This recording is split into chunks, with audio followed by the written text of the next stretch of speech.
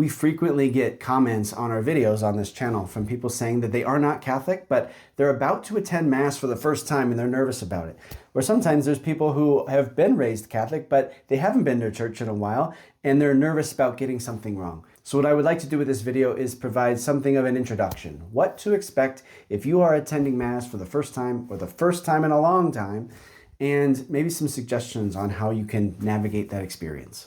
When you walk into a Catholic church, you'll notice that there's little bowls of water near the door. We call those holy water fonts. And many people will put their fingers in the holy water and they'll make a sign of the cross over themselves. This is a reminder of our own baptism. Now, anybody is surely welcome to put their fingers in the water and make the sign of the cross over themselves if they wish. If you're visiting a Catholic church for the first time, no one would expect you to do so. It would be just fine for you to walk right past that holy water. Not every Catholic does it when they walk into a church. It's just an option for Catholics when we walk in. It's also an option for you if you're a visitor to a Catholic church to use the holy water or not. Because Catholics believe that Jesus is truly present in the sanctuary of our churches, it's customary for Catholics to genuflect as they enter the church. Usually, Catholics do it right before they enter the pew. They drop to one knee. We call that a genuflection. It is just a way of showing reverence, showing respect for Jesus, who is present in the church. If you're visiting a Catholic church, you are not at all required to make a genuflection when you enter the church, unless you do happen to believe that Jesus is present in the tabernacle and the Eucharist in that church. You are certainly welcome to do so, but it is okay if you enter your pew without genuflecting. The thing that seems to make people the most nervous about attending Catholic Mass for the first time is the fact that there's all of these memorized prayers and people know what all the responses are.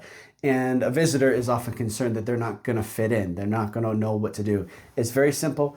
In the pews, there's probably going to be a hymnal of some sort. And almost always, somewhere in the front of that hymnal, there's going to be what we call the order of the Mass. And you'll be able to follow along with all of the prayers, all the responses. Very often, those books also contain the readings if you want to follow along with the readings as well. So I would just say, pick up that hymnal and follow along. In the Catholic Mass, in our Catholic liturgy, we have many liturgical movements. We've got sitting, we've got standing, we've got kneeling, we've got this thing. There's all sorts of motions that we're going to do in the course of the liturgy. It's okay if visitors don't know all of those motions. I would just suggest with the sitting and the standing and the kneeling, just pay attention to what everyone else is doing around you.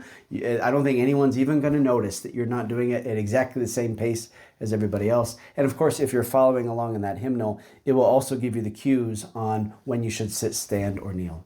As Catholics, we believe that what happens on the altar is that bread and wine actually become Jesus's body and blood. For that reason, Holy Communion in the Catholic Church is reserved for practicing Catholics who are in a state of grace. So if you're visiting a Catholic church, or if you've been away for a long time and that does not describe you, it's great that you're there. But we would ask that when you come up for communion that you not receive communion. Instead, you'd be welcome to come forward in the line with everybody else. Just cross your arms. That's a way of telling the priest or the minister that you're not receiving communion. They might say a word of blessing over you, something like receive the Lord Jesus in your heart. It would be something simple like that. And then you can go back to your seat. Or if you're more comfortable with it, you are welcome to remain in your pew and pray as well. That pretty well covers the Mass from start to finish, of all the big things at least. A couple other things to kind of point out. I would say when it comes to hats, it is acceptable for women to have some sort of head covering if they wish, including hats, but we would ask men to not wear a hat when they're in the church as a sign of respect that they are in a holy place.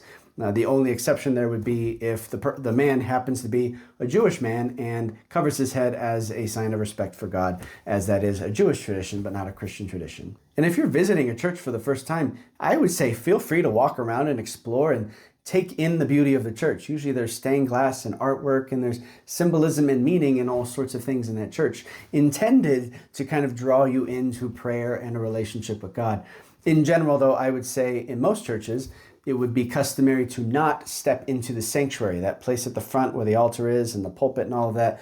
We would generally say in most churches that you should avoid going into that space unless you have a need to do so. So if you want to pray there, I would say approach the sanctuary. You could maybe even kneel on the step, but maybe don't enter the sanctuary unless you talk with somebody else at the church about it first.